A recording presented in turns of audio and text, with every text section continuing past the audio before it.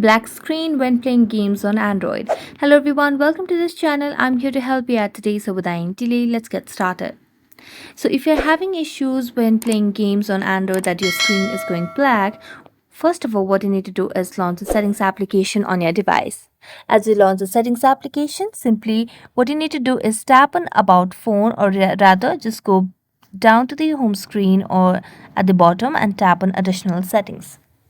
As you tap on additional settings, scroll down and make sure that you have the developer options toggled on.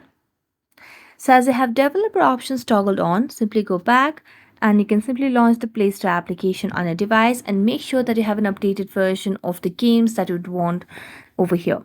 So let me search for the game over here and make sure you have an updated version. As you check on that, you can just make a long press on power button and simply tap on reboot and restart the device. So this might definitely help you out. So thank you so much for watching this video and see you next time.